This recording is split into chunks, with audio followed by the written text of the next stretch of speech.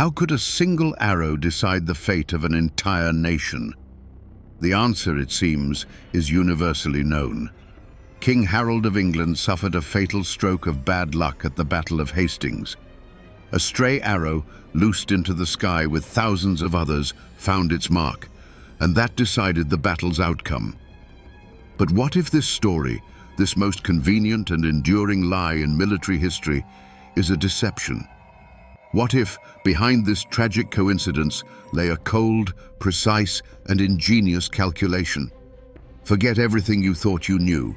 This isn't a chronicle of a medieval skirmish where blind chance reigns supreme. This is the blueprint for one of history's earliest sniper operations, flawlessly planned and executed. I invite you to be more than just a spectator. Become a co-conspirator in unraveling a murder that reshaped the world. Together, we'll crack the code embedded in the famous Bayeux Tapestry to glimpse what the victors concealed for nearly 1,000 years. Let's transport ourselves to the morning of October 14th, 1066. The air on Senlac Hill is thick and heavy, smelling of damp grass, cold earth, and fear. This dense English fog permeated the wool cloaks and chainmail of thousands of men standing shoulder to shoulder. In it mingled the scent of sweat from weary warriors who had force-marched across the entire country, with the smoke from thousands of campfires where meat was hastily roasted. The ground trembled not from marching feet, but from a dull, guttural hum, the beating hearts of England's last Anglo-Saxon army. And above it all hung the sound of sharpening stones, monotonously gliding over the steel of axes and swords, the sound of preparation for the final day. Below, at the foot of the hill, the scene was different. Here, the air was saturated with the smell of the sea, which the Normans had just crossed, and the aroma of thousands of horses, their primary weapon. A different tongue was spoken here, the sharp, guttural Norman dialect of French. The creak of leather harnesses and the clang of weapons could be heard, but most importantly, a nervous, predatory energy of the invaders prevailed. This was not an army of defenders. It was an army of contenders, ravenous for glory and land. They looked at the hilltop, not as their homeland, but as a prize to be seized by force, and this eagerness made the air around them prickly and vibrating with tension. To understand what happened next, we must decode two cultural scripts, two operating systems in the minds of these people. For Harold's Anglo-Saxons, the key concept was the shield wall. This was not merely a tactical maneuver, it was their world view, embodied in wood and steel. Each warrior was part of a unified whole. His shield covered his neighbor, and his neighbor covered him. To stand in the shield wall meant to be part of one's people, one's family, one's land. To breach this wall meant not just to win a battle, but to shatter the very essence of their society. It was a living fortress, and its heart beat where the royal standard stood. The Anglo-Saxons' second code was an absolute, almost mystical loyalty to their king. The elite warriors, the Huscarls, were more than just a guard. They were bound to Harold by an oath stronger than the fear of death. Their duty was to die defending their leader. The idea of fleeing or surrendering while the king lived was unthinkable to them. This was the psychology of people for whom honor lay not in survival, but in dying correctly, beside their banner. This is precisely why the battle for Senlac Hill was so desperate and bloody. The Saxons had come there to die. For William's Normans, everything was different. Their code was not defense, but conquest. Their army was not a monolithic people, but a conglomerate of ambitious adventurers from across Europe, united by a thirst for plunder. At the core of their worldview stood not the foot soldier in a shield wall, but the mounted knight, an ideal killing machine, the symbol of a new, aggressive era. Their psychology was that of a predator, for whom the main value was personal valor that yielded concrete results: land, titles, wealth. They were not defending the past. They had come to forcibly build their future on the bones of the old world. And here, the most precise and confident analogy takes root. William's conquest of England wasn't just a military campaign. It was the first aggressive corporate takeover in medieval history. England Incorporated, led by CEO Harold, relying on tradition and the loyalty of its veteran employees, faced off against daring corporate raider William. His enterprise was an international consortium where shareholders were promised not just dividends, but entire counties. And in this corporate war, all means were fair game to achieve the objective, especially those that could decapitate a rival firm with a single strike. The hours ticked by. The Norman offensive, so confident and furious at dawn, was drowning in its own blood at the foot of the hill. Every cavalry charge, every nightly assault, shattered against the shield wall like waves against rocks. The Anglo-Saxons refused to yield an inch. From the hilltop, their battle cry, "Out, out," meaning away or off, rang out. This sound, mixed with the clang of steel on wood and the death screams of men and horses, became the soundtrack of total failure. William, Duke of Normandy, who had wagered everything, watched his dream of the English crown sink into mud and gore. The plan wasn't working. And at that moment, what should have been the end occurred. The catalyst. A rumor, more terrifying than any enemy axe, swept through the exhausted and depleted Norman ranks. The Duke is slain. Panic and infection spread instantly. The left flank, composed of Bretons, faltered and fled first. Others began to retreat after them. This was a catastrophe. In a few minutes, the entire army would devolve into an uncontrollable mob, which the Saxons would butcher in pursuit. The great conquest of England was poised to end in a humiliating rout, right here, right now. It was then that the very engine of this story took the stage. William, witnessing the flight of his men, performed an act that would become legend. He tore off his helmet, revealing his face, and galloped along the retreating ranks. He shouted, his voice cutting through the din of battle, "Look at me, I am alive, and with God's help, I shall conquer." This was more than just an order. It was the appearance of a leader in a moment of absolute despair. And the army stopped. Soldiers, seeing their duke alive, turned around and plunged back into the fight with renewed fury. The lines were restored, but the problem remained. The shield wall was still impregnable. It was at this exact moment in William's mind that a new, brilliant, and utterly ruthless idea was born. He realized breaking the wall was pointless. It didn't need to be broken. Its heart needed to be ripped out. The shield wall was a body, a single organism, but its brain, King Harold, controlled it. As long as he lived, as long as his fighting man standard flew over the hill, the Saxons would stand to the death. Therefore, it wasn't the army that needed to be destroyed. The king needed to be destroyed, right here, right now. This was a revolutionary concept for its time. Battles of that era were contests of brute force, clashes of masses. The idea of deliberately assassinating an enemy commander from a distance as a key tactical element was alien to the chivalric code.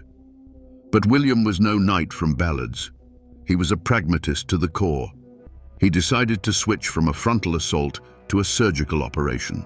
The plan was audacious in its simplicity. The archers were not to unleash just another volley into the general area, but to concentrate their fire on one single point, the royal standard. Their mission, to create chaos and panic around Harold, to wound him, disorient him, make him vulnerable. This news, conveyed to the Duke's closest companions, had the effect of a bombshell. No one in the Norman camp expected such tactical flexibility and such cold cruelty from their leader. This was a rejection of all rules. It was an all-or-nothing gamble, the desperate move of a genius who realized that this game could not be won any other way. Instead of crushing the enemy, the proposal was to decapitate him. And in this proposal, there was not an ounce of chivalric honor, only icy calculation and the will to victory at any cost. And now, the battle enters its decisive phase. The general roar of combat subsides, giving way to a new, ominous plan. William gives the order. The finest archers, Breton and Norman mercenaries, are assigned a new target, They are no longer interested in anonymous warriors in the front row. Now, thousands of eyes and hundreds of drawn bowstrings are focused on one point on the hilltop. There, next to the fluttering banner, stands King Harold Godwinson, the last Anglo-Saxon king of England. The hunt has begun. What William employed that day was not merely a tactic. It was an engineered system of destruction, perfectly calibrated for a specific task. Let's call it a two-stroke engine of victory. The first stroke was psychological and physical suppression using bows. The second stroke was a precise surgical strike by knightly cavalry. And the central metaphor here is this. The Anglo-Saxon shield wall was a lock that could not be broken by brute force. And William did not try to break it. He found a two-stage key for it, where the arrows were the bit, and the knight's sword was the shaft, turning the mechanism. Let's look under the hood of this mechanism. Stroke 1, the archers. Forget the romantic image of marksmen hitting a bullseye from a mile away. The power of the Norman archers lay not in sniper-like accuracy, but in massive deployment. Their primary weapon was not a short bow, but a powerful composite or U-bow capable of launching arrows hundreds of yards. William ordered them to shoot not direct fire into the shield wall, where arrows would simply embed in the wood, but with a high trajectory.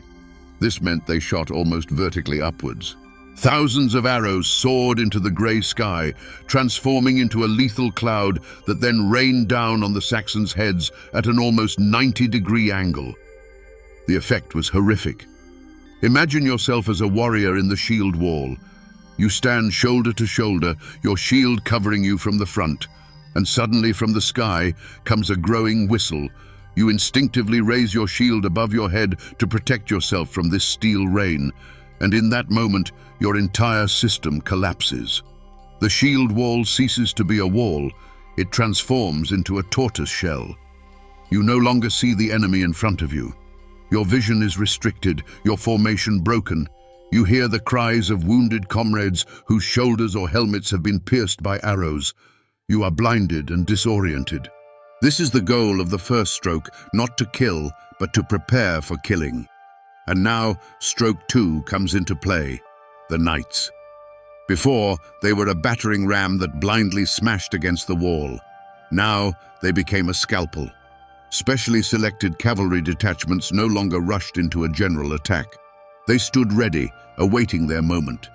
Their commanders keenly observed not the entire front line, but a specific section, the one where the royal standard flew. They waited for the steel rain to yield results, for even the slightest crack to appear in the perfect shield wall around the king, caused by the panic and chaos of arrows raining down from above. Now, let's visualize the entire process step by step, like a brilliant and cruel game of chess. Step 1, target identification. William issues the order to his archer commanders. The target is not the entire army. The target is a 50 by 50 yard square around the royal standard. All the firepower of hundreds of bows is to be concentrated on this single point. This is a concentration of force unprecedented for that era. Step 2, the volley. On command, hundreds of archers simultaneously draw their bowstrings and send a deadly package skyward for King Harold. These are not one arrow, but hundreds. They fly in a high parabola. The Anglo-Saxons hear this terrifying sound and raise their shields upwards.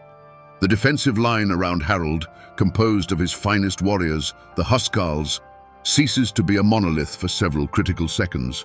They transform into a group of people attempting to shelter from a hailstorm. Step 3, the hit. In this chaos, one of the hundreds of arrows finds its target. It doesn't necessarily strike an eye, as legend claims. It could have hit a shoulder, a neck, a face, anywhere. The main thing is that it incapacitates the king. Harold is wounded. He falls or slumps to the ground. His personal guard, his Huscarls, rush to him in horror. Their attention shifts for a critical second from the enemy to their leader. And in that moment, a tiny but fatal breach forms in the shield wall. The perfect mechanism has failed. The key is in the lock. All that remains is to turn it. We often speak of kings and dukes, But what about those whose hands and feet forged this victory? Let's forget strategy for a second and look at this story through the eyes of a simple Norman foot soldier. His name was, let's say, Robert, and he hailed from some poor village near Rouen. He stands knee-deep in mud, wet and frozen. A few months prior, he was just a peasant. Now, he's in a foreign land, and on the hill before him stands a wall of 1,000 axes, each capable of splitting his skull. And here's the fact. The distance Robert traveled from his village in Normandy to Senlac Hill was a journey to another world, a journey for which he was promised more than just pay. He was promised land, English land, and for that chance, the only one in his life, he was willing to face certain death. But William's genius lay not only in tactics, it was in logistics. Behind the scenes of this grand enterprise were people whose names didn't make it into the chronicles, but without whom nothing would have happened. One such unsung hero was a man named William Fitz-Osborne. He was not merely a loyal vassal, he was a brilliant project manager, the invasion's chief logistician. While William persuaded barons and the Pope, it was Fitz-Osborne who handled the most complex work. He built the fleet. Hundreds of ships were constructed in record time. He organized the supply of provisions, forage for thousands of horses, and the production of tens of thousands of arrows. He essentially created from scratch the entire logistical foundation for the 11th century's boldest startup. Without his administrative talent, William's army simply would not have reached the English shore. There was another pivotal player, Odo, the Bishop of Bayeux. He was William's stepbrother and oversaw both the financial and ideological aspects of the campaign. The conquest of England was an incredibly expensive undertaking. Thousands of mercenaries had to be hired, craftsmen paid, and the army supplied with every necessity. It was Odo who accumulated the funds, deftly extracting investments from both the Norman nobility and the church. Yet, his primary role lay elsewhere. He was William's public relations director. It was Odo who transformed an invasion into a sacred mission by securing the Pope's blessing and a consecrated banner. With this standard, William's forces were transmuted from a ragtag band of adventurers into crusaders, warriors of Christ, marching to smite the oath-breaker Harold. This was a masterstroke of propaganda, providing William not only with money but also with moral justification. Now, let's anchor this grand narrative with a striking, everyday detail that will reveal the stark reality of that day better than any chronicle. What did the Anglo-Saxons fight with? Their principal weapon was not the sword, but a colossal two-handed axe, known as the Danax or Danish axe. This was a monstrous instrument with a blade up to 30 centimeters wide. In the hands of a skilled huskarl, a single devastating swing could cleave both rider and horse in two. Norman chroniclers later wrote in terror that no shield nor coat of mail could withstand its fearsome impact. So, here's a truly staggering truth. Archaeological finds and analysis of contemporary images indicate that the handle of this axe was up to 1.5 meters long. To wield it effectively, a warrior had to grip it with both hands. This meant that during the arc of the swing, he could not protect himself with a shield. His sole defense was the gamble he would land the first blow. This was the true price of aggression, the immense risk taken by Harold's finest warriors. They sacrificed their defense for truly devastating power. And in this lay the very essence of the Anglo-Saxon spirit, a desperate, almost suicidal valor. Always, in the shadow of epical events, stand ordinary people and their pivotal choices. A simple soldier battling for a patch of ground. A brilliant logistician meticulously building a fleet. A cunning bishop orchestrating both financing and ideology. And a warrior choosing between shield and axe, between defense and attack. It is from these myriad small narratives that the tapestry of what we call great history is woven. By midday, it was clear. William's initial strategy, brilliant on paper, proved catastrophic on the battlefield. The mighty Norman army, the most modern and aggressive war machine of its era, found itself utterly impotent. Their premier weapon, the knightly cavalry, repeatedly crashed against the hill, only to be hurled back, leaving a tragic trail of dead and wounded on its slopes. The infantry could not close to striking distance without being pummeled by a relentless hail of stones and javelins. Archers inflicted casualties, but their volleys proved incapable of breaching the Saxons' primary defense. It was a perfect storm for the invaders. They faced an enemy whose tactics perfectly nullified every one of their strengths. The conquest of England was now bogging down in blood and mud at the foot of one solitary hill. It was at this moment of despair that the entire system began to fracture. A rumor of William's death, whispered amidst the maelstrom of battle, became the fateful spark that ignited a powder keg of panic. The first to falter were the Bretons on the left flank. They were allies, mercenaries, but not Normans. Their loyalty was tethered to the Duke's formidable presence and the alluring promise of plunder. When they perceived their leader to be dead, their unwritten contract was instantly nullified. They broke ranks and fled. Witnessing this, others soon began to retreat as well. It was a grim domino effect. Just a few more moments, and the entire army would have devolved into a frenzied mob stampeding toward the ships. The grand saga of the conquest of England stood on the precipice of an inglorious, premature end. Here, we observe a striking paradox of strength and vulnerability. The very nature of William's army, its principal strength, became its Achilles' heel. This wasn't a monolithic national army fighting for its homeland. Instead, it was a conglomerate of ambitious warriors from across Europe, bound together by the will and authority of a single man.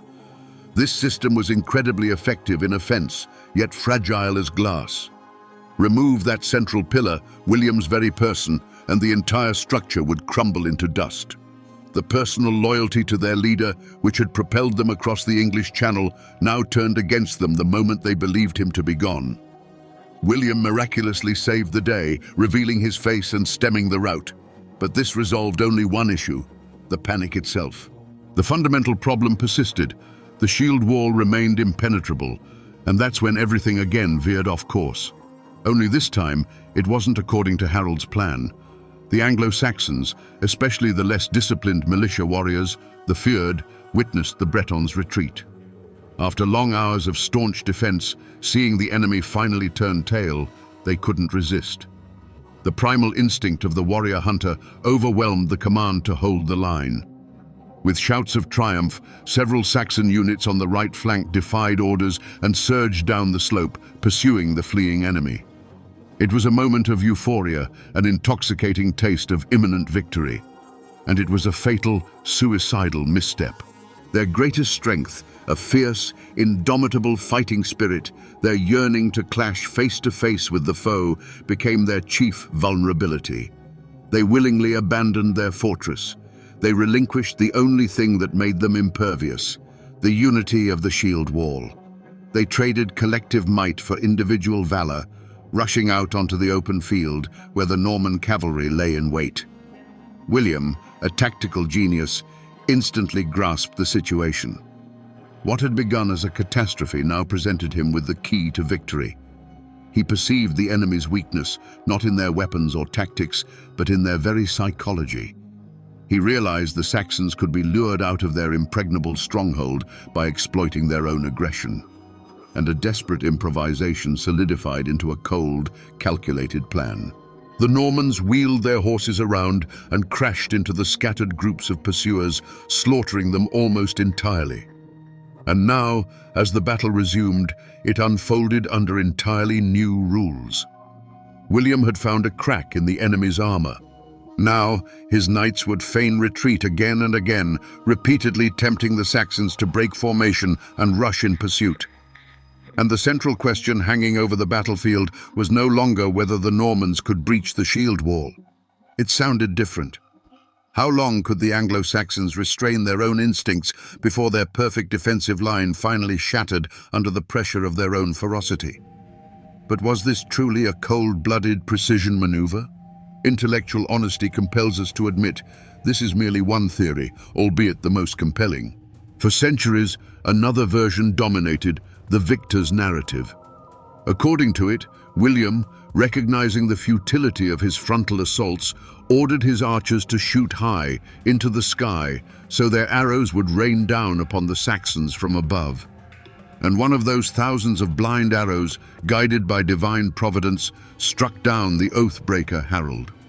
This version was perfect. It absolved William of the charge of an unchivalrous killing and presented his victory as the will of heaven. It was brilliant propaganda. However, there is a third compromising theory that reconciles all sources. What if the Bayeux Tapestry doesn't depict a single, instantaneous event, but rather a sequence? First, an arrow strikes Harold in the face, blinding and incapacitating him. He drops his standard, and his guard falls into disarray. And it is at precisely this moment, as his defenses weaken, that a breakthrough detachment of 4 Norman knights, as chronicled by Carmen regarding the Battle of Hastings, finishes off the already wounded and disoriented king. In this interpretation, the arrow isn't a random accident or the final blow, but merely the opening gambit in a planned assassination. This explanation harmonizes both the tapestry's depiction and the written accounts, merging them into one chilling tableau. But to truly grasp the underlying motives, we must delve beyond mere tactics and consider the colossal financial stakes. The conquest of England was no mere war. It was the largest hostile takeover of assets in the entire history of the Middle Ages. In 1066, England wasn't some barbarian kingdom. It was one of Europe's wealthiest and most meticulously organized states. It boasted a centralized taxation system, a unified coinage, and an exceptionally efficient administration, all luxuries the rest of the continent could only dream of. By seizing the English crown, William would gain control of a treasury that dwarfed the combined revenues of his entire Norman duchy many times over. The sum William invested in this expedition was monumental. Building a fleet, hiring thousands of soldiers from Brittany, Flanders, and other lands, all of this demanded colossal resources. Essentially, William acted as the founder of a high-stakes venture, with his barons playing the role of investors. They poured their money, their men, and their weaponry into an exceedingly risky endeavor, and in return for their dividends, they were promised not mere interest, but vast English lands and noble titles. A defeat at Hastings would have spelled not just military failure, but utter financial ruin for the entire Norman elite. The stakes were so incredibly high that the end justified absolutely any means. And here we arrive at the hidden meaning, William's most potent weapon, one not forged of steel. This was the papal banner, a consecrated standard that unfurled majestically above his army. Obtaining this banner was a stroke of political genius. It transformed a predatory raid into a holy war, and William from a mere usurper into the executor of God's will. Harold, who had allegedly broken his oath of fealty to William, an oath sworn on sacred relics, was declared a perjurer, excommunicated by the church. This banner was more than just a piece of cloth. It was a legal and divine license to kill, legitimizing the conquest in the eyes of the entire Christian world and inspiring his soldiers. It was information warfare, won before the first sword ever struck.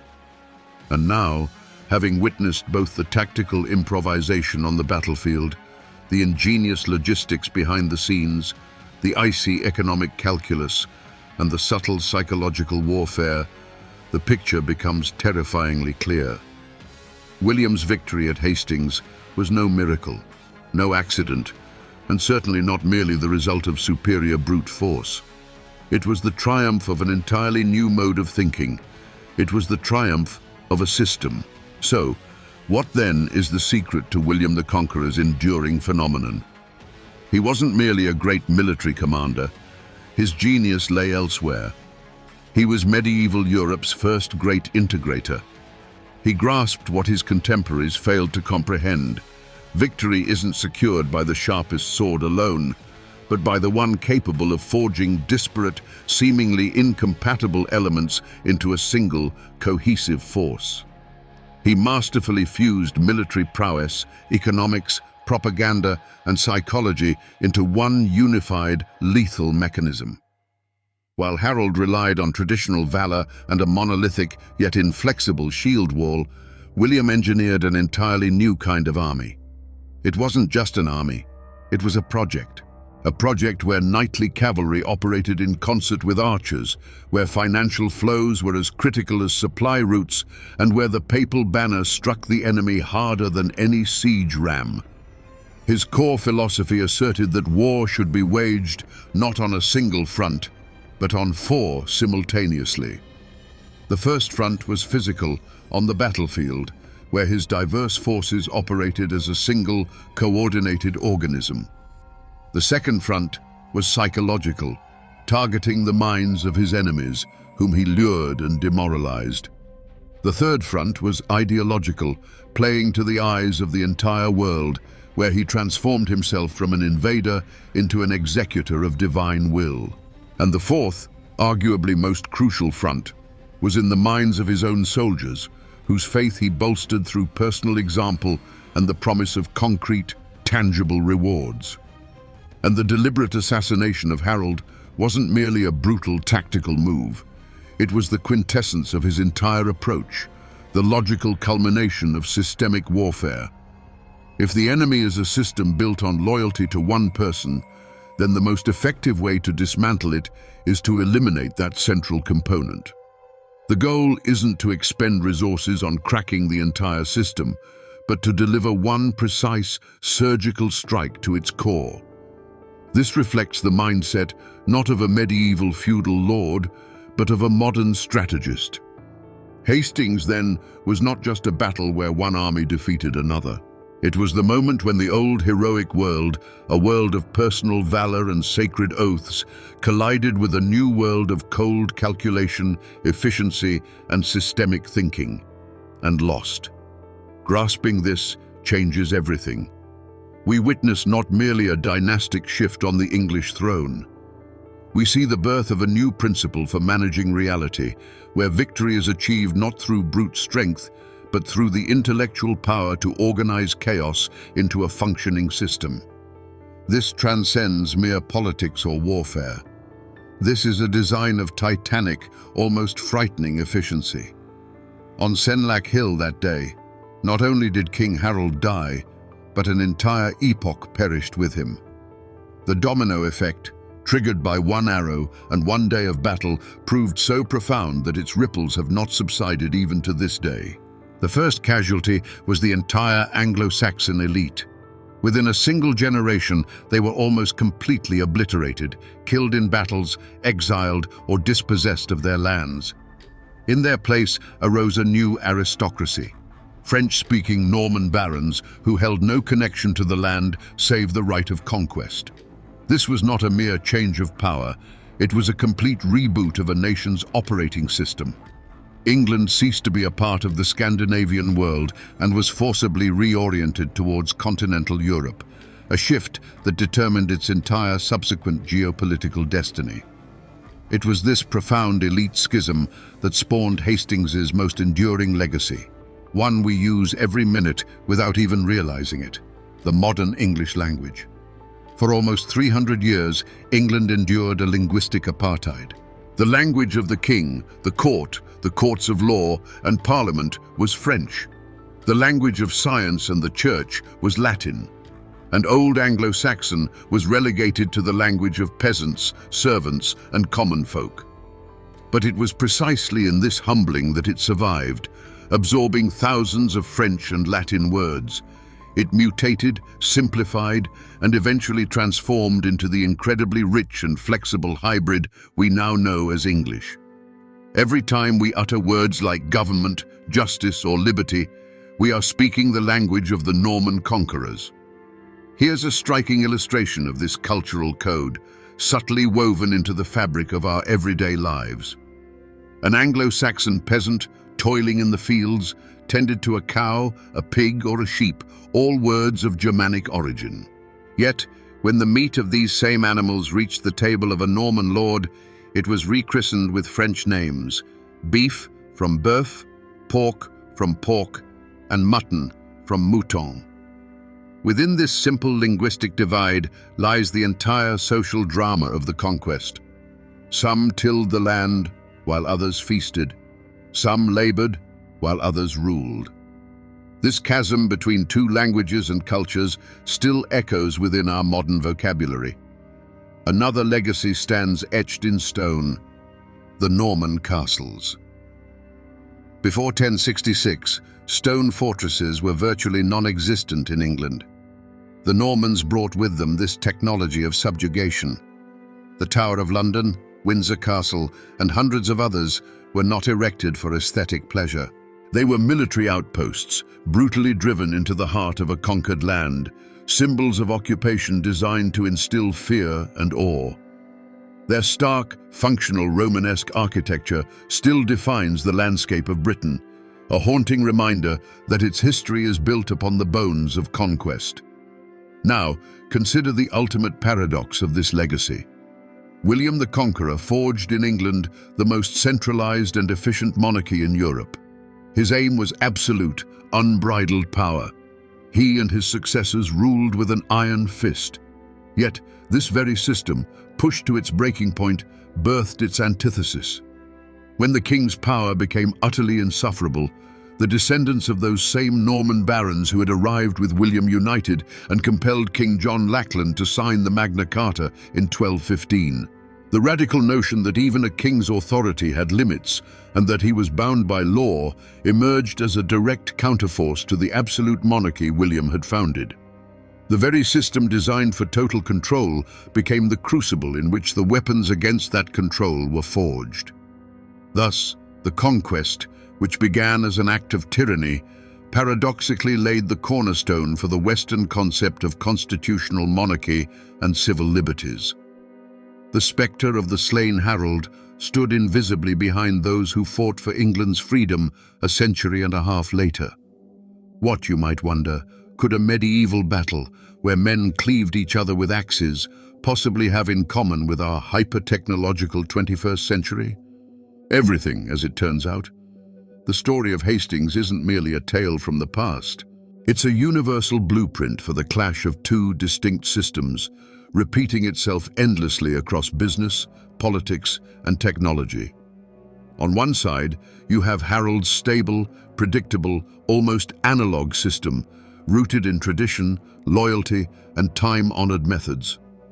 On the other, William's agile, networked, multi-pronged structure, leveraging every available resource, from propaganda to innovative tactics, to achieve a singular objective.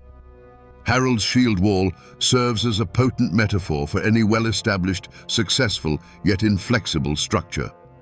This could be a monolithic corporation with generations of tradition, blind to the disruptive startup flourishing right under its nose. It could be a powerful state with a formidable army, unprepared for hybrid warfare where the decisive blow isn't struck by tanks, but by fake news and cyber attacks. It represents any system so utterly convinced of its invincibility that it ceases to look beyond its own boundaries. So, what crucial lesson do Dr. Alistair Reid and other contemporary researchers distill for us from the mud and blood of Senlac Hill? It's simple, and it's ruthless. Security, they contend, is an illusion. Harold did everything by the book, according to the conventions of his era. He occupied the perfect position. He built his famed shield wall. He was convinced his system could withstand any assault. He simply couldn't fathom that the enemy wouldn't play by those rules. He braced for a head-on collision, but received a surgically precise strike to the very heart of his defense. The paramount lesson of Hastings is that a system's greatest strength, when pushed to its absolute limit, morphs into its most profound vulnerability. The very impregnability of the shield wall rendered it static. The predictability of its tactics allowed William to devise an antidote. Absolute loyalty to one king meant that, with the death of a single man, an entire army crumbled. Harold's system was too perfect, too monolithic, and therefore tragically fragile. It was like an armored safe for which the enemy had found the single precise key. We are constantly constructing our own shield walls in our careers, our businesses, our beliefs. We hone our skills, cultivate our reputations, and erect barriers designed to protect us. And we believe these fortresses are impregnable. But Hastings teaches us that true strength lies not in static defense, but in the capacity for adaptation, in the willingness to break formation if circumstances demand it. Victory belonged not to the one who defended best, but to the one who thought faster, who was ready to improvise and take risks. And so, here's a preliminary summation of this grand drama. The story of Hastings is an eternal reminder. The highest walls may protect us, but they also obscure our view of the horizon. And sometimes the most dangerous enemy isn't the one standing before your wall, but the one who has already figured out how to fly over it. Let us, for a moment, commit an intellectual act of betrayal and view the battle from the top of the hill through Anglo-Saxon eyes. To them, William was not the conqueror, but the bastard, not an executor of heavenly will, but an unscrupulous raider. And his army? Not a host of liberators, but a rabble of adventurers from across Europe, come to plunder and kill.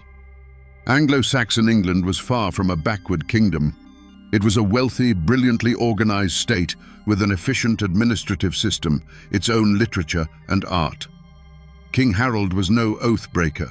He was chosen king by the Witenagemot, the Council of Elders, and he was the last hope of his people in a fight against two simultaneous invasions. He had just annihilated a Viking army in the north, and now, without rest, had led his men here to defend their homes. His truth was simple and clear. This was his land. How wild and incomprehensible the Normans must have seemed in the eyes of a Saxon warrior. Imagine the cultural shock. The entire Anglo-Saxon military tradition was built around infantry combat, around the unbreakable shield wall. And then they saw this. Hundreds of steel-clad riders on massive war horses. These were not mere cavalrymen. They were steel centaurs, living battering rams, fused with their animals into a single deadly entity. Their hit-and-run tactics appeared chaotic, dishonorable, and utterly alien. And the archers? To a warrior whose valor lay in looking the enemy in the eye and cleaving him with an axe, a concentrated barrage from a safe distance looked like cowardice. This wasn't a battle, it was some kind of slaughter, and William's entire army seemed to them an unorganized jumble of different troop types, knights, archers, infantry, operating somewhat incoherently, relying on cunning rather than brute force or strength of spirit. It was a clash of two military philosophies, the monolithic, predictable order of the Anglo-Saxons against the flexible, adaptive chaos of the Normans. And therein lies Harold's tragedy. He was strong, his army was magnificent, but they proved tragically predictable. Their greatest strength, the unyielding shield wall, became their prison. This tactic was ideal for defense but utterly inflexible. It allowed for no maneuver, no counterattack, no tactical cunning. It was programmed for a single action, to stand and die. And William, understanding this, simply found the program to crack that code. Their second strength, an unbridled fighting spirit, the very honor code of the housecarl, also turned against them. Their warrior psychology wouldn't allow them to calmly watch a cowardly retreating foe. They had to pursue and annihilate. This ingrained warrior's instinct, this thirst for glory and blood, made them vulnerable to William's feigned retreats. Their valor became a tool in the enemy's hands. And finally, their third strength, absolute loyalty to their king. The entire operating system of the kingdom and its army was tethered to one man. As long as Harold lived and his banner flew proudly atop the hill, they were invincible. But the moment this command center was destroyed, the system suffered a fatal crash. There was no plan B, no other leader capable of seizing the banner. Their loyalty, their chief virtue, rendered them fragile. The Anglo-Saxons lost not because they were weak, but because they were too perfectly predictable. Victory at Hastings did not bring William peace. It brought him a crown perched atop a volcano.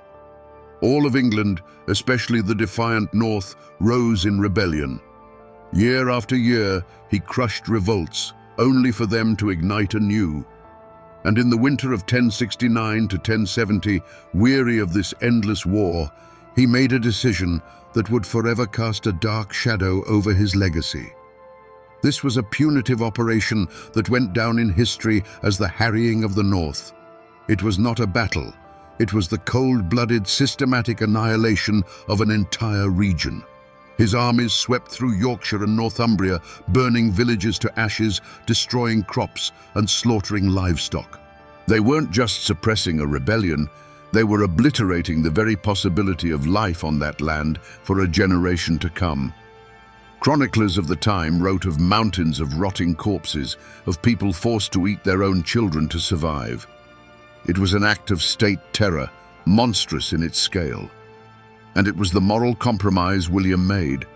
To build a unified kingdom, he was willing to wipe a part of it off the face of the earth. This ceaseless cycle of rebellions and suppressions couldn't help but change him. Duke William, the adventurer and brilliant tactician, was transforming into King William, the suspicious and ruthless tyrant. The burden of power proved heavier than any chainmail. He who had conquered a kingdom was now its chief prisoner. He could trust no one, neither the subjugated Anglo-Saxons, who hated him, nor his own barons, whose greed and ambition grew with each passing day. The hundreds of castles he erected across England were symbols not only of his dominion over the Saxons, but also of his distrust of his own Normans. He was like a man holding a wolf by the ears. He couldn't hold it forever, but he was terrified to let go. The joy of victory was replaced by an unending anxiety. The crown he had fought so hard for proved to be a crown of thorns. And it wasn't just nameless peasants who were sacrificed on the altar of this paranoid struggle to retain power. Even his closest kin were thrown onto it. Consider Odo, Bishop of Bayeux, his half-brother, the man who was the chief investor, ideologue, and organizer of the entire conquest. After the victory, Odo became the second most powerful man in the kingdom, Earl of Kent, and Regent of England in William's absence. He was fabulously wealthy and nearly as mighty as the king himself, and his ambitions swelled. He began to act like an independent ruler, raising his own army of knights and, according to rumors, dreaming of purchasing the papal throne with English gold. For William, this was the final straw. The man who had helped him ascend to the throne was now himself becoming a threat to that throne. In 1082, upon returning to England, William personally arrested his own brother. When his inner circle objected, arguing that one could not arrest a bishop, a man of God, William uttered his famous retort. "I am arresting not the Bishop of Bayeux, but the Earl of Kent." This was more than just a legal cleverness. It was a manifesto of his transformation. The logic of the state, demanding unity and obedience, proved stronger than the ties of blood. Odo, the architect of victory, was thrown into prison for 5 years and stripped of all his holdings. This was the ultimate price of William's genius. To preserve his grand creation, the unified Anglo-Norman kingdom, he was forced to destroy the very man who had been its chief co-creator. The great conqueror transformed into a devourer of his own children.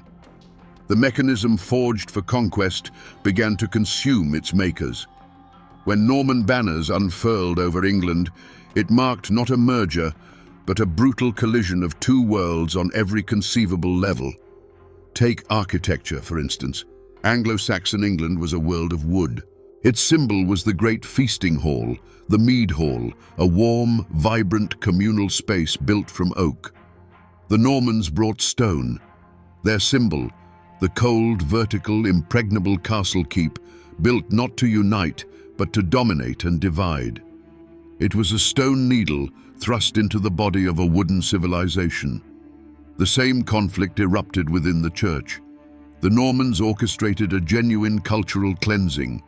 Anglo-Saxon bishops and abbots were removed, replaced by Normans and Frenchmen.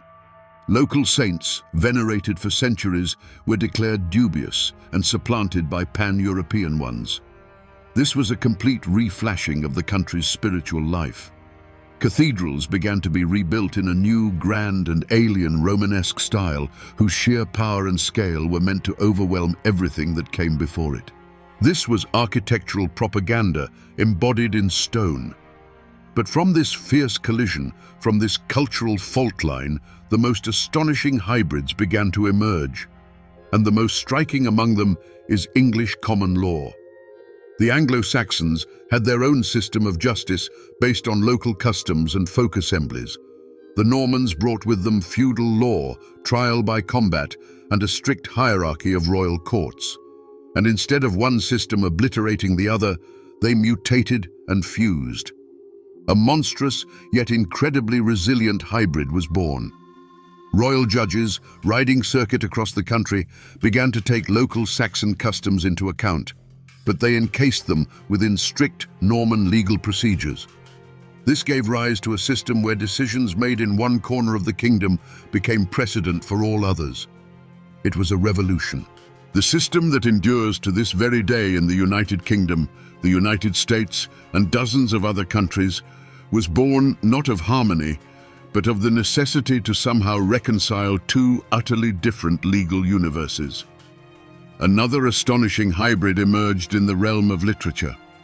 The Normans brought with them the chivalric romance, courtly poetry, and the French language. But who became the heroes of these romances in their new homeland? None other than the ancient British Celtic kings.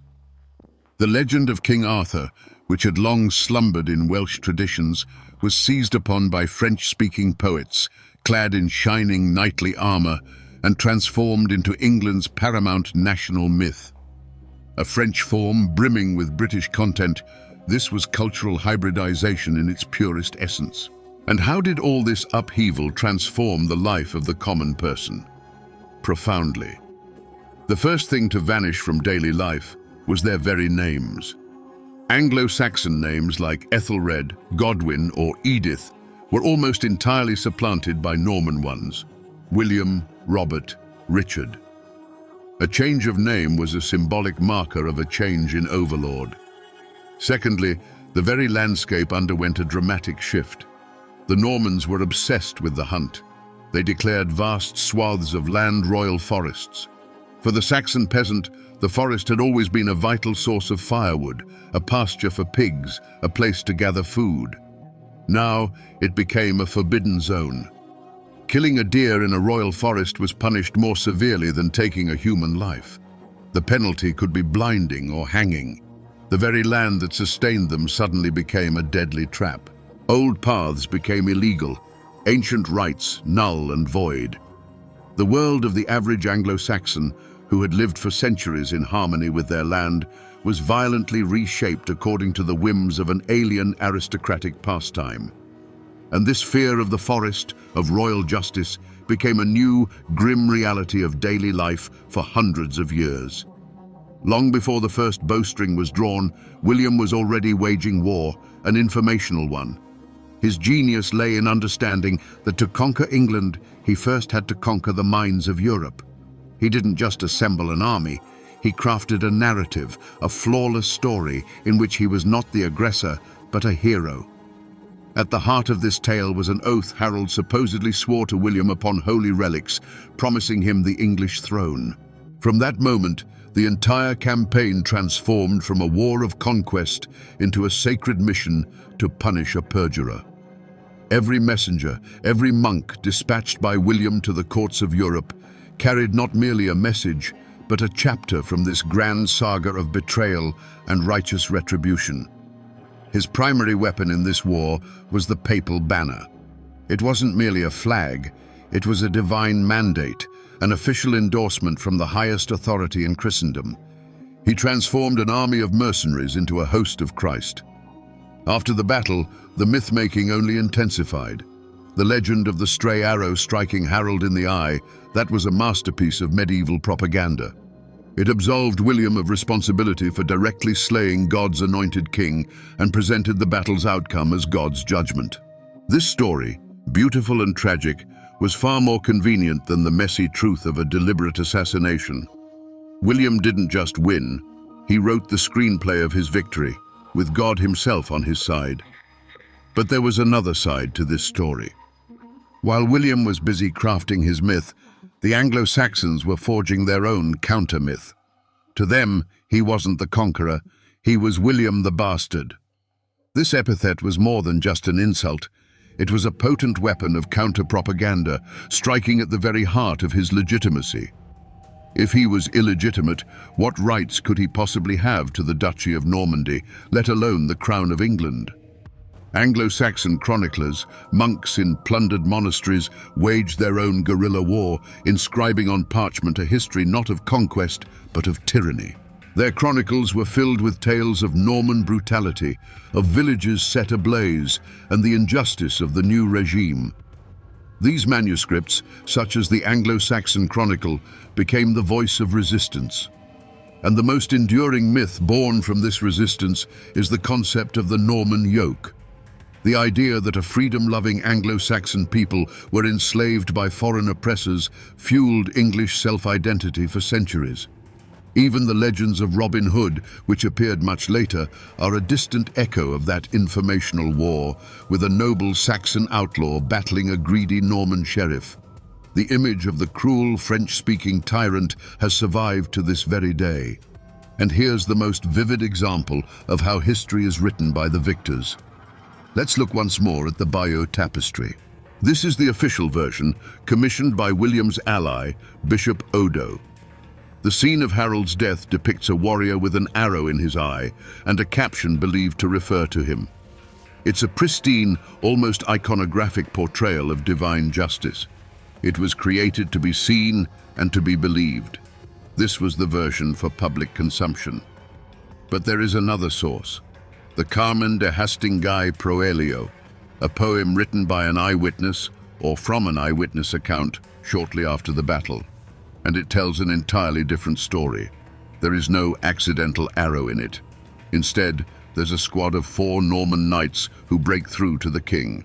One stabs him in the chest with a spear, another lops off his head with a sword, a third disembowels him, and a fourth severs his leg. This is no divine judgment. This is a brutal, bloody, and, from the perspective of the chivalric code, utterly dishonorable assassination of an already wounded enemy. The victors concealed this butchery behind the elegant and pious image of the arrow, and this image proved so powerful that it obscured the truth for nearly 1,000 years. The victory at Hastings was supposed to be the end of the story, but it was only its bloody prologue. William's initial plan, the very one sanctified by the papal banner, was to become the legitimate king of England. He sought not to destroy the kingdom, but to lead it. He intended to ascend the throne, receive oaths of fealty from the Anglo-Saxon earls, and rule over a prosperous and orderly country. But the country refused to submit. Rebellions erupted across England, one after another. And in the winter of 1069, facing yet another uprising in the north, William made a fatal decision that forever distorted his original vision. He decided that if England would not accept him as king, it would receive him as an executioner. This decision went down in history as the harrying of the north and became the second point of no return. The means, military force, ceased to be merely a tool for achieving a goal. They became an end in themselves. The objective was no longer to suppress a rebellion, but to teach a lesson, written in fire and blood, one that would forever sear out of the English the very thought of resistance. William's armies were ordered not to fight, but to destroy, systematically, coldly. This was a betrayal of the very idea of legitimate rule. A king who was supposed to protect his subjects instead ordered their total extermination.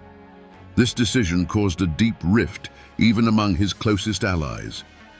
In the Norman camp, 2 truths, 2 realities clashed. On one side was the pragmatist, the proverbial Hastings veteran, who saw this as a brutal necessity. His logic was simple. We're sitting on a powder keg. These Saxons are savages who understand only the language of force. Any mercy will be perceived as weakness.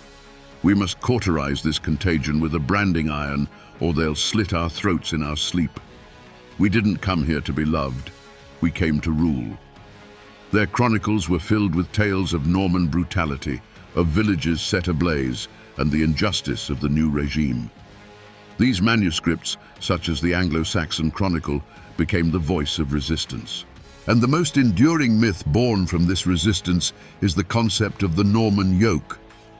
The idea that a freedom-loving Anglo-Saxon people were enslaved by foreign oppressors fueled English self-identity for centuries.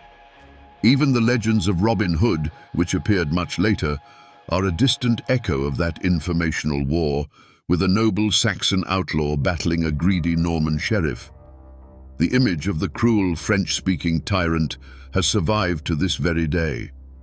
And here's the most vivid example of how history is written by the victors. Let's look once more at the Bayeux Tapestry. This is the official version, commissioned by William's ally, Bishop Odo. The scene of Harold's death depicts a warrior with an arrow in his eye and a caption believed to refer to him. It's a pristine, almost iconographic portrayal of divine justice. It was created to be seen and to be believed. This was the version for public consumption. But there is another source, the Carmen de Hastingai Proelio, a poem written by an eyewitness or from an eyewitness account shortly after the battle. And it tells an entirely different story. There is no accidental arrow in it. Instead, there's a squad of 4 Norman knights who break through to the king. One stabs him in the chest with a spear, another lops off his head with a sword, a third disembowels him, and a fourth severs his leg. This is no divine judgment. This is a brutal, bloody, and, from the perspective of the chivalric code, utterly dishonorable assassination of an already wounded enemy. The victors concealed this butchery behind the elegant and pious image of the arrow, and this image proved so powerful that it obscured the truth for nearly 1,000 years. The victory at Hastings was supposed to be the end of the story, but it was only its bloody prologue. William's initial plan, the very one sanctified by the papal banner, was to become the legitimate king of England. He sought not to destroy the kingdom, but to lead it. He intended to ascend the throne, receive oaths of fealty from the Anglo-Saxon earls, and rule over a prosperous and orderly country. But the country refused to submit. Rebellions erupted across England, one after another.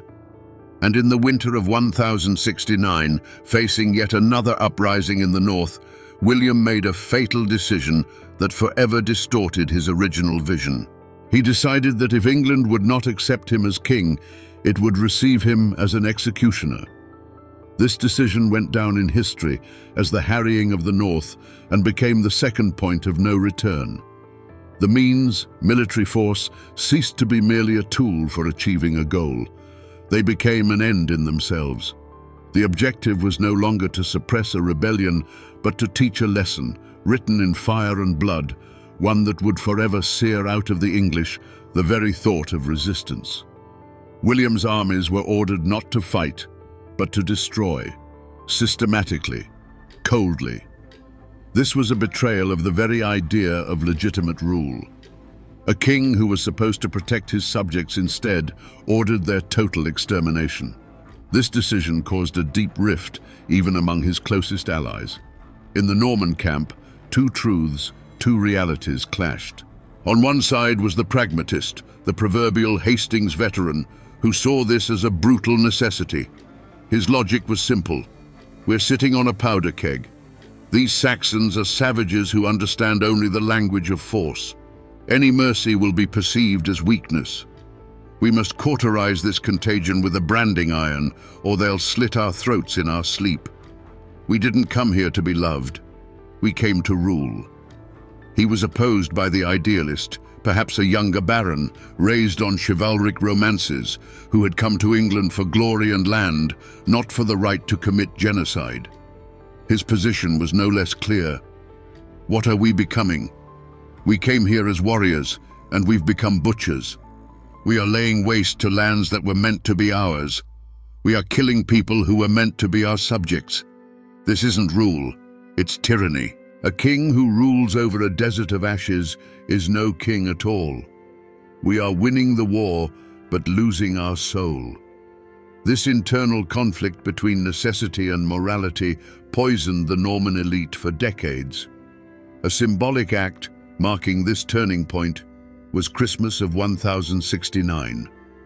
While the entire Christian world celebrated the birth of the Saviour, William's armies were turning Yorkshire into a scorched earth. They burned not only villages, but also grain reserves, dooming all who survived the massacre to starve.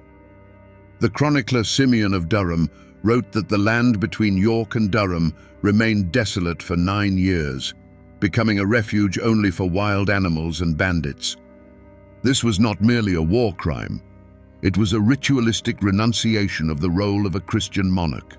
On the holiest day of the year, William sacrificed an entire region to his throne. He showed everyone, both enemies and friends, that to maintain power, he was prepared to cross any line, violate any law, both divine and human. From this moment, there was no turning back. The idea of a peaceful merging of two peoples, of creating a new Anglo-Norman kingdom, was incinerated in the fires of Yorkshire's villages. William kept his crown, but the price was monstrous. He ceased to be the conqueror who had taken by force what he considered his by right. He became a tyrant, ruling a subjugated country that hated him. And this hatred, born in that terrible winter, would define England's history for hundreds more years. Who won and who lost in the new world born on Senlac Hill? The answer is simple and absolute. Within one generation, there was a total cleansing of the old elite. Thousands of Anglo-Saxon earls, landowners, warriors, and administrators were either killed, exiled, or dispossessed of everything. Their place was taken by approximately 200 Norman barons, William's closest companions. This was not merely a redistribution of property, it was a complete annihilation of the ruling class and its replacement by a new foreign one, speaking a different language and adhering to different values. England was transformed into a country where a handful of foreign occupiers owned everything, and the indigenous population was relegated to the status of disenfranchised tenants on their own land. To manage this colossal seized asset, William initiated an unprecedented project in 1086, the Domesday Book. This was not just a census, it was a total inventory of the conquered country. Royal commissioners fanned out across England, describing and assessing every scrap of land, every mill, every plough, every cow. The goal was singular: to know precisely what each new baron owned and how much tax they owed the crown. The Domesday Book became the economic foundation of the new regime, a financial X-ray of England that solidified the great plunder on paper and turned it into law. Where did these gigantic resources drained from the country go? Firstly, into construction. Hundreds of stone castles rising across England were not just homes for the new nobility. They were concrete blocks poured into the nation's body to paralyze its will to resist. Secondly, the money went to the continent. England became a donor, an offshore zone for the Norman aristocracy, who waged their endless wars in France. Trade routes also shifted. England's centuries-old connection with Scandinavia was severed. Now, all economic arteries led across the English Channel to Normandy and France, transforming England into an economic appendage of a continental empire. For the common Anglo-Saxon, this was a collective trauma, akin to amnesia. Imagine this. One day, the laws your ancestors lived by simply ceased to exist. The language you spoke became the tongue of servants. The church you attended now offered mass in a foreign dialect featuring alien saints. And above your village, the shadow of a stone castle loomed, from which incomprehensible French chatter drifted down. This was a feeling of losing not just freedom, but their very identity itself. The sensation that your world, your home, your entire reality had been stolen and replaced by an alien, hostile counterfeit. The psychology of the victors wasn't mere euphoria either. It was a constant, gnawing fear. The Normans were a tiny minority, ruling over a vast country that utterly despised them. Every day, they lived in anticipation of rebellion, conspiracy, a knife in the back. This is precisely why they built their castles so rapidly and so fiercely. These weren't palaces, they were bunkers. They lived in a perpetual state of readiness, in a gilded cage, surrounded by luxury acquired by the sword, and the terrifying fear that the very same sword would one day turn against them. Ultimately, this upheaval spawned a profound social and psychological schism that would define England's character for centuries. On one side stood an oppressed but proud majority, clinging to memories of a better past and forging myths of noble outlaws battling foreign oppressors. On the other, a ruling minority that scorned the local savages, but was eventually forced to coexist with them. And the entire subsequent history of England is the saga of the slow, agonizing and bloody fusion of these two worlds, two languages and two memories into a single, contradictory, yet incredibly powerful national organism. Beneath the din of battle and the clang of swords, an idea always lay. The idea that governed everything in William's world was simple, brutal, and incredibly effective. The notion of absolute order, imposed from above. In the chaotic 11th century world, where loyalties were fluid and power perpetually contested, William and his entourage championed a new philosophy. It was the philosophy of the feudal pyramid, with the king at its apex, having received his authority not from men, but from God. In this system, every individual, from baron to the lowliest peasant, occupied a strictly defined place, bound to their superiors by an unbreakable oath of fealty. Law was not born from popular customs. Rather, it descended from the throne. This was more than just a system of governance. It was a worldview in which stability and order were valued above liberty and tradition. The intellectual powerhouse of this new order, its true mastermind, was not a warrior, but a monk named Lanfranc. An Italian by birth, he was one of the greatest minds of his era, a brilliant jurist, theologian, and administrator. He was the intellectual architect of the Conquest's ideological framework. When William needed to convince the Pope of the justice of his cause, it was Lanfranc who traveled to Rome and meticulously constructed an unassailable legal argument against Harold. He reframed the struggle for the English throne not as a mere feudal squabble, but as a sacred indictment against a perjurer. He transformed a questionable verbal pact into an ironclad covenant, sealed by divine will. Lanfranc was the individual who brilliantly scripted William's narrative, casting him not as a ruthless invader, but as a heaven-sent avenger. Following the conquest, William appointed Lanfranc Archbishop of Canterbury, effectively making him the de facto head of the English Church. From this pivotal position, Lanfranc began to reshape not only the spiritual, but also the intellectual life of the realm. He introduced to the island continental logic, Roman canon law, and the bedrock principles of a strict hierarchy. He meticulously reorganized the English Church, transforming it from a relatively independent entity into a well-oiled cog in the machinery of the state. He was the strategic genius who helped William transmute the raw power of conquest into a functioning and highly efficient state apparatus. This Norman philosophy of centralized order stood in stark contrast to an altogether different doctrine, the Anglo-Saxon way. Rooted deeply in Germanic tradition, this system saw the king not as an absolute monarch, but as a first among equals. His authority was not a divine right bestowed from above, but the outcome of a societal compact. The king was elected by the Witenagemot, a council of the wisest men comprising earls and bishops. His legitimacy rested not on inherited bloodline, but on the consensus of the elite. The monarch was not the fount of law, but its vigilant guardian. He was bound by oath to protect the folklores, ancient customs, and time-honored traditions of his subjects. It was a more horizontal, perhaps more archaic, but undoubtedly freer system. The Battle of Hastings was not merely a clash of armies, It was a collision of two distinct philosophical systems. On one side stood the Anglo-Saxon ideal of an elective monarchy and power circumscribed by tradition. On the other, the nascent, aggressive Norman model of absolute power, rooted in the right of conquest and divine blessing. Harold was king by the laws of his land, William by the right of the sword and papal sanction.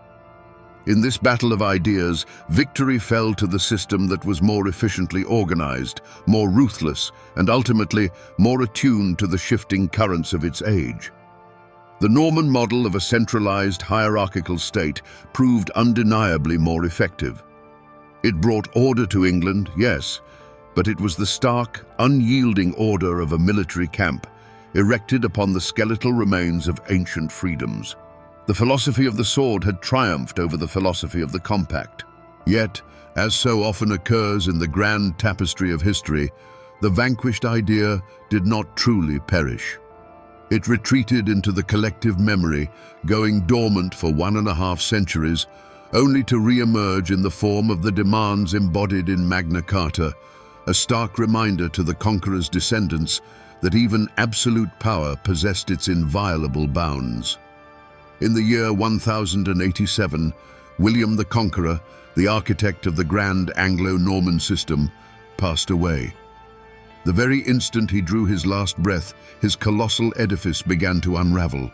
There was no external enemy, no fresh invasion to fell it. The system simply began to devour itself from within. It had been built on the sheer force, genius, and terror inspired by one single man. The moment that linchpin was gone, the powerful centrifugal forces he had contained with his iron will ripped his creation to shreds. Entropy, latent within the very heart of the conquest, commenced its inexorable work. On his deathbed, William made his final and most fateful decision. He divided what he had spent his entire life uniting. To his eldest son, Robert Curthose, he bequeathed his ancestral Duchy of Normandy.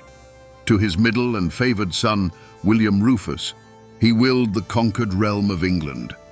This act was more than a mere division of inheritance. It was an official admission that his grand vision had failed.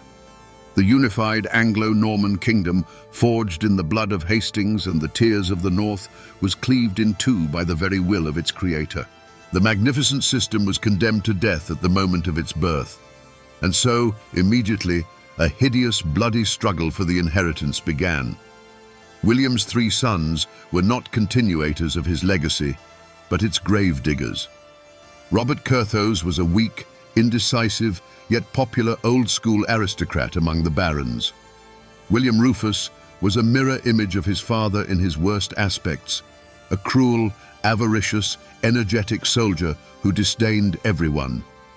And then there was the third, youngest son, Henry, nicknamed Beauclerc for his learning, a cunning, patient, and ruthless schemer who received nothing but money and harbored a deep grudge.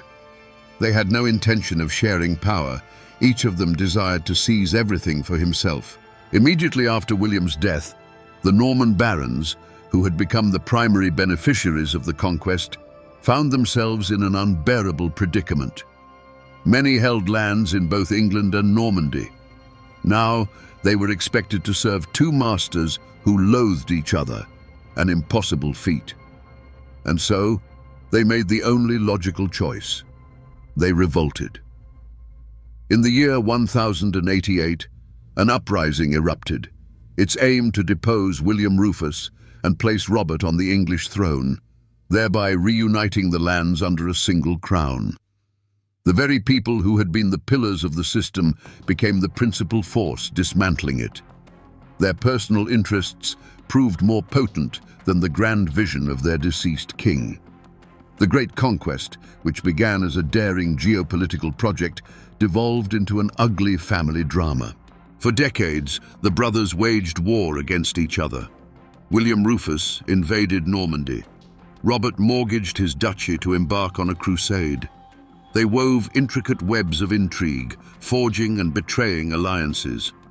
The magnificent vision of forging a new world was torn to shreds by greedy heirs, each of whom saw in their father's legacy only a source of money and soldiers for their petty wars. And now, the tragic finale. In the year 1100, William Rufus died during a hunt under profoundly mysterious circumstances. A stray arrow, how ironic. Henry, the youngest brother, immediately seized the English treasury and the crown. Robert returned from the crusade to claim his rightful inheritance. The two surviving sons of the Conqueror met in battle at Tinchebray in the year 1106. Normans fought against Normans. Englishmen, hired by Henry, fought against the Duke of Normandy. It was utter surrealism. In that battle, Henry emerged victorious. He captured his elder brother Robert and cast him into a dungeon where he died nearly 30 years later, blind and forgotten. Robert Curthose, the legitimate heir, the last relic of that era, became the final victim of the system his father had created. The age of conquest ended not in glory, but in fratricidal war and a quiet death in a prison cell. The magnificent system didn't just crumble, it drowned in blood and dishonor. Time, that great healer, is also a masterful deceiver.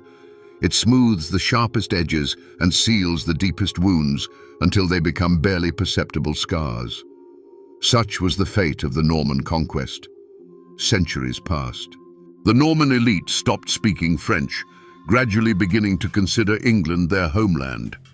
The descendants of the conquerors and the conquered intermarried, mingled, and fused into a single people.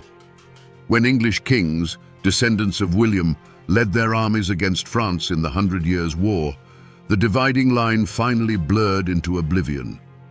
The conquest ceased to be a trauma. It transformed into a distant, almost mythical episode from history textbooks, a pivotal moment from which a great England emerged. The tragedy was forgotten. The narrative was rewritten. But scars, even those long healed, can ache with a change in the weather. And in the 17th century, a historical tempest broke over England, forcing the entire nation to remember its old wound. This was the English Civil War.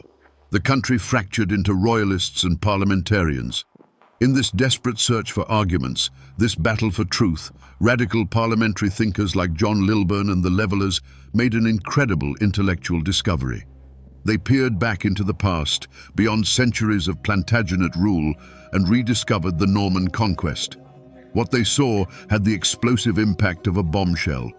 To them, William was not merely the first king of a new dynasty, he was the original sin of English history. He was a tyrant who violently annihilated the ancient, intrinsic freedoms of the free Anglo-Saxons. It was he who brought to England the tyranny of royal power, unjust laws, and aristocratic oppression. They branded it the Norman Yoke. For them, all of English history after 1066 was not a chronicle of glory, but a saga of occupation that endured into their very day. This was a stroke of genius. This discovery provided them with an immensely powerful ideological weapon. They were no longer mere rebels rising against the legitimate King Charles I. They were patriots, liberators, striving to cast off the hateful yoke imposed upon England 600 years prior. The struggle against the king became a fight to restore lost Anglo-Saxon liberty. They were not fighting for the future, but for the reclamation of a stolen past. And when they tried and executed Charles I, in their eyes, he was not simply a bad king. He was the last link in a long chain of Norman tyrants, and his execution was finally meant to set England free. Yet, as is always the case, new eras read old texts through entirely new lenses, imbuing them with meanings that were never originally present. The parliamentary radicals of the 17th century, of course, committed a monumental misinterpretation. They concocted a myth of a lost paradise, of an ideal, democratic Anglo-Saxon England where every peasant was free and equal. This was a utopia, bearing no resemblance to the reality of a rigidly hierarchical society before the conquest. But they didn't need historical truth. They needed a symbol, a banner, a myth of a golden age to inspire people to fight. And then, in the 19th century, a second misinterpretation occurred. The Romantic era, with its profound affection for the Middle Ages, embraced this narrative. Writers, such as Walter Scott in his novel Ivanhoe, transformed the complex political theory of the Norman yoke into a thrilling adventure story. The conflict of ideas became a clash between noble Saxon heroes and cunning Norman villains. The radical political doctrine was sanitized and reduced to a safe, romantic backdrop. Thus, the great legacy of Hastings embarked on a remarkable journey, from national trauma to oblivion, then to a rebirth as a political weapon, and finally, to its transformation into one of the most popular narratives in world literature. We began this investigation with a single question. Was King Harold's death an accident or a strategic plan? Now we see that it was more than just a plan. It was the quintessential embodiment of a new, systemic approach to warfare. Yet, bringing us full circle, history delivers its ultimate, cruelest irony. William crafted a system that was orders of magnitude more complex and efficient than the Anglo-Saxon one. But after his death, this very system, much like Harold's army, proved fatally dependent on a single individual. It immediately plunged into the chaos of fratricidal war. The great conqueror solved the problem of the shield wall only to recreate it on a new level, building a kingdom equally vulnerable to the loss of its leader. The circle had closed. And here lies the central paradox of this entire saga. The very drive to create an ideal, impregnable system inevitably gives rise to its primary vulnerability. The Anglo-Saxon shield wall was near perfect in its defense, and it was precisely this monolithic nature that rendered it inflexible and predictable. William's Norman kingdom was near perfect in its centralization, and it was this total reliance on the figure of the king that made it fragile after his demise. It appears that any system, pushed to its logical extreme, transforms into its own antithesis. Strength, honed to a brilliant edge, becomes weakness. Order, taken to its absolute limit, begets chaos. The very attempt to forge something eternal and unshakable embeds a ticking time bomb within its foundation. In the 21st century, we admire individuals like William. We label them visionaries, disruptors, effective managers. We extol those willing to shatter old rules to achieve a grandiose objective. We build corporations and nations, relying on their genius, their will, their charisma. But the history of Hastings is not merely a tale from the past. It is a mirror. In it, we see the reflection of our own systems, constructed around indispensable leaders, groundbreaking technologies, or infallible ideologies. We build our own shield walls, firm in our belief in their invincibility. And gazing upon this thousand-year drama, upon the slain king on the hill and the empire devouring itself after the death of its creator, the paramount question emerges. Is history a spiral where we, on a new technological turn, are doomed again and again to build brilliant yet fragile systems reliant on one person, on one idea? Or does humanity, after all, have a chance to break this grand cycle and learn to build something that will be stronger than its creators?